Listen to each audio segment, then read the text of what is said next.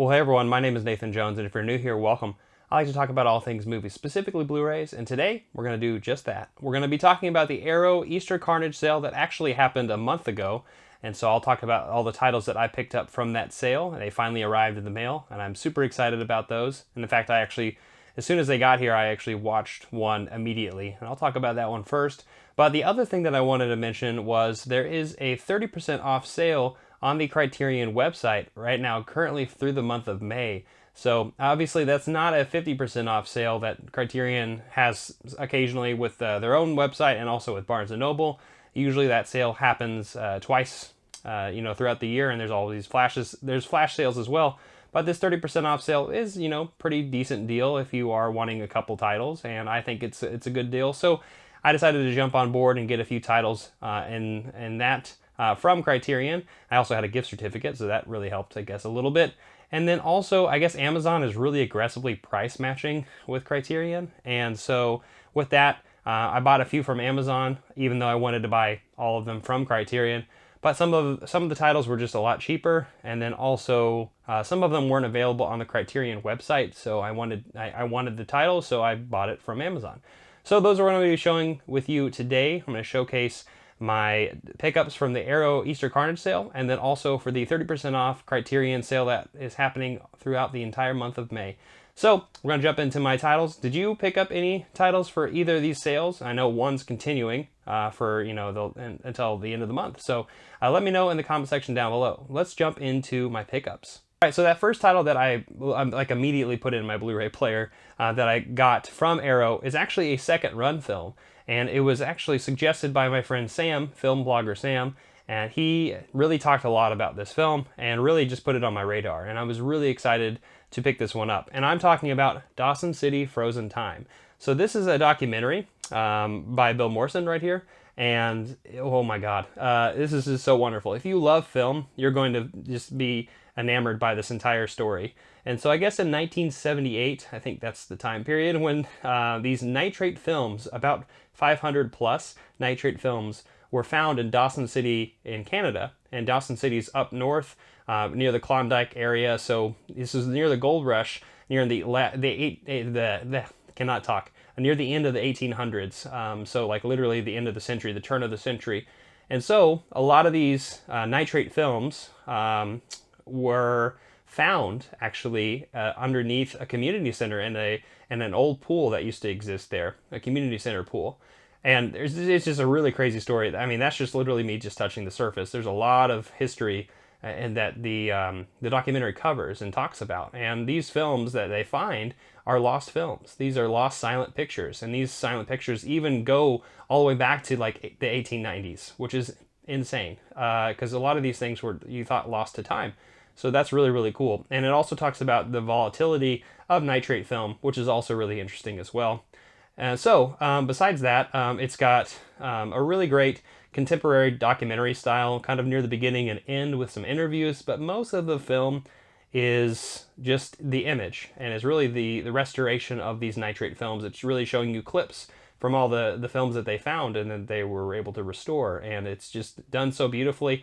It's got a really haunting and ethereal score that is done by a member of Sigur Rós, which I'm blanking on his name. It's not Jonesy.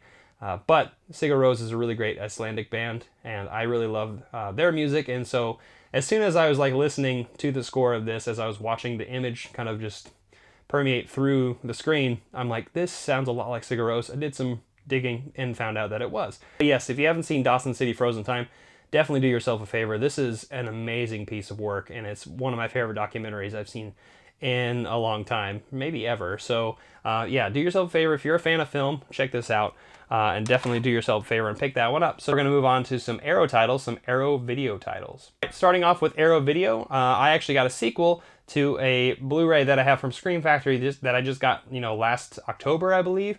And I'm excited to see this because I don't think I've ever seen this. I've seen the first one when I was a kid. I saw vignettes of it. I guess it's an anthology series, and you'll know exactly what I'm talking about when I'm showing you it. But I was able to watch those. Now I can able to watch Creepshow 2, which is George A. Romero and Stephen King's collaboration. And this is the second time they did this, and they made a film and they made an anthology horror series, and I love horror anthology, and honestly, this is like a newfound love for over the last year, really, and I'm just super excited to jump into this one. I know it's not probably as good as the first Creep Show. I'm sure there's some vignettes that are really, really great, though. I mean, how many of you have seen Creep Show 2? I'm curious to know. But like I said, I'm interested in this, and I'm probably going to revisit it. Well, at least Creep Show, and then watch this for, fresh eyes in October, probably. But yeah, that's one of the first things I picked up. The second thing is it's a Giallo film from Dario Argento, and ever since I saw Suspiria, I don't know how long ago, I just kind of fell in love with the film, and I really had not watched too much Giallo films since, but I have dipped my toes in quite a few of the things, and I've watched a lot of Argento, and that's pretty much kind of where I've stayed. But I've watched a few other filmmakers too. I need to jump into more, so let me know in the comment section down below what I should be watching. But I got Tenebra, which is connected to Suspiria, I believe, in a sense. So I'm excited about that one, and I was able to get the Arrow edition of Tenebra, and yeah, I've never seen this one, but I really love Suspiria, so if it's connected to that in any way, I know I'm going to like it. So finally, in the Arrow video camp, I got a film from Kiyoshi Kurosawa that came out in 2001, I believe, and it really sticks around the J-horror around the time, which is a lot of this technological horror that blends in with Japanese society and folklore, but I'm talking about Pulse. So I really don't know terribly too much about this film, besides the fact that I just said, with the J-horror stuff that's happening in the early 2000s, the late 90s, that whole movement, so like Ringu and films like it, there really was like a focus on like technology and Japanese folklore kind of like blending, and ghost stories kind of blending in with that. And I thought it was really interesting, and it's a fascinating time period. So I know Pulse is a good one, and I've heard really good things about it. So I was able to pick that one up as well. Now we're going to move on to some Arrow Academy titles. All right, so the first Arrow Academy title that I picked up is a Robert Altman film, and many of you know this if you've watched the channel. Last year I got on a Robert Altman kick, and I watched a lot of his films, and there was a few Arrow titles that I know he's got some Arrow, he's got some movies out on Arrow that I haven't got yet, and this is one of them, and that is Images, and I love that cover art. I really don't know much about it. Like I said, I got into Altman, in a period of time last year, and with that, I was really interested in just how many different directions he went with his films, and he really is quite an auteur, and quite a filmmaker. So Images definitely is going to add to his repertoire, and I'm very excited about it because, like I said, I've enjoyed Altman's work in the past, so I've heard Images is quite good, and it looks trippy. So there's that, and then the last film that I got from Arrow Academy is a film by Woody Allen, which also stars Woody Allen, if you know. Michael Caine, Mia Farrow, Carrie Fisher, Barbara Hershey, Lloyd Nolan, Max von Sydow, and Diane West. And I'm talking about Hannah and Her Sisters. Now, my friend Chris Hurtado, for Hertastic Reviews and Inside the Sequel, he knows a lot more about Woody Allen films. I've only seen a few. Really, I think I've seen Midnight in Paris, Annie Hall, and kind of some of his bigger ones. And I know Hannah and Her Sisters is one of his bigger films. And I also saw Zelig not that long ago, if you remember the ABC Challenge. But yeah, Hannah and Her Sisters, I'm excited about this one. It's got an amazing cast of actors. Oh my God, I love those people. So I'm super excited about this one. But yeah, I don't really know much about it, and like I said, my knowledge on Woody Allen as a filmmaker, not super versed in it, but I'm excited to learn. So I got Hannah and Her Sisters. And then the last thing I got from Arrow is actually a box set. And this box set, I have seen one of the films in it, and I was really excited to get it because I've only really seen two films from this director. I've seen the one in this box set and The Handmaiden, which is definitely one of his best films recently. And I'm actually talking about Park Chan-wook's Vengeance trilogy right here. So I've seen Oldboy, which is the middle film in this set, but Sympathy for Mr. Vengeance, Oldboy, and then Lady Vengeance, which is a really cool box set. I love this. I actually have Oldboy in a different on a different Blu-ray, and so by the end of the month, I'll probably put that in with my giveaways that I usually do. So yeah, have any of you seen any of these films? I know most of you probably have seen Oldboy, but it's been a while since I've seen it, so it's definitely due for a review, reviewing. And yeah, so that's all I got from Arrow.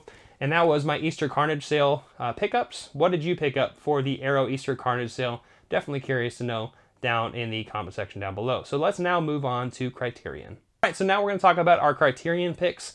And so with these Criterions, like I said, I went between Amazon and Criterion. A few I got just because it was cheaper on Amazon, and then a few are also because it wasn't available on the Criterion site, and then half of them I did get on Criterion's site. And so starting off is a film from 1969. It's actually a relatively short film, and I'm going to definitely mispronounce this director's name. It's directed by Sergei Parajanov.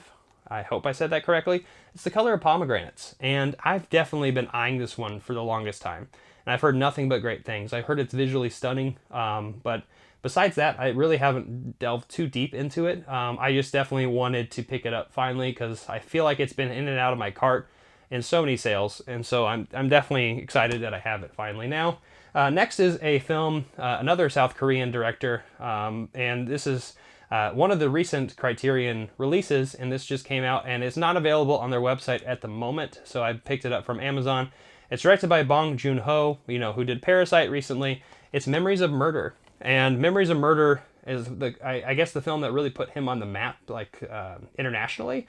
And so I'm very, very excited about this one. I've heard so many great things, and I think this is the first time this has been available in this region on Blu-ray. So I'm very, very excited about that. And it looks phenomenal. And so yeah, I'm very excited to check this film out. I've heard nothing but great things.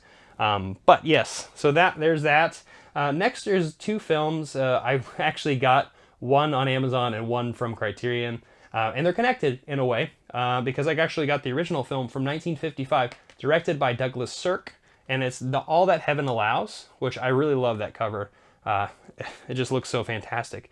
But with that being said, I wanted to pick this film and really understand, I guess, the differences between, I guess, an aging woman and a younger man in that relationship and how it doesn't really work. And if any of you know this relationship, I actually also got Ali, Fear Eats the Soul, which is directed by Michael Rainer Werner Fassbender, or whatever. Anyway, a German director who was actually really influenced by Douglas Sirk, and is kind of a remake in a different way with a different culture and different context. And that's what Ali, Fear Eats the Soul is, and I'm very excited about it. In fact, I actually didn't know the connection really, because I definitely put this in my cart, I believe, on Criterion. And then not too long after, I looked at this because I've been eyeing it because I've been wanting to watch more Fassbender, and then I saw the connection. And I was like, oh, well, I should probably get both of them, right? So yeah, I got these two films, and I'm super excited about those. Next is a film that I really meant to watch when this came out, and I honestly can't believe I didn't, because I was super into going to the movies, especially my art house cinema, and I know this movie was playing. And I also have a friend from Rockford, Illinois as well, Chris. So I wanted to pick this one up finally. The Criterion put it out, a few months ago. And that is Minding the Gap by Bing Liu. And I'm super excited about this one. It's a skateboarding film. I think it's a quasi-documentary film. I don't really know terribly too much about it, but I'm really excited about it. Like I said, because skateboarding was really big in the 90s, as probably many of you know this. So with that mindset, I was into it just a little bit, but I was never, my balance is always just shit because I'm just tall. But with that being said, it's really interesting to see those cultures and I guess connect it to the modern era, because for some reason in my mind, skateboarding really has died off. So it is interesting, and I've been wanting to watch this for a long time, so I finally was able to pick it up. And then the last thing I picked up is a screwball comedy from 1941, and I've only really seen one film by this filmmaker, and that was The Lady Eve. So it's Preston Sturges who I'm talking about. I was able to pick up Sullivan's Travels. I'm really excited about this one. It has Joel McCrea and Veronica Lake in it. And yeah, I just saw it because it's Preston Sturges, and I definitely wanted it, and that's the reason I picked it up. There's not really much else to say. I really like those screwball comedies. So those are some of the films that I picked up from the Criterion 30% off sale, from their website, and then also a little bit from Amazon as well, because there was some cheaper options there, and also one of them, Memories of Murder, wasn't available on the Criterion website. So what are you going to pick up for this sale? Are you gonna maybe hold off and wait for the next sale? That's perfectly fine too. But I want to know what you picked up for the Arrow Easter Carnage sale, or if you picked up any titles from the 30% off Criterion sale as well. That being said, be on the lookout. This week I'm going to be talking about Hammer. I finally watched all the films and I literally just finished it. I'm super excited to share it with you. So look forward to that. So thank you so much for watching this video. Share, hit the notification bell, comment down below, and I will see you all next time. I'm not jonesing around.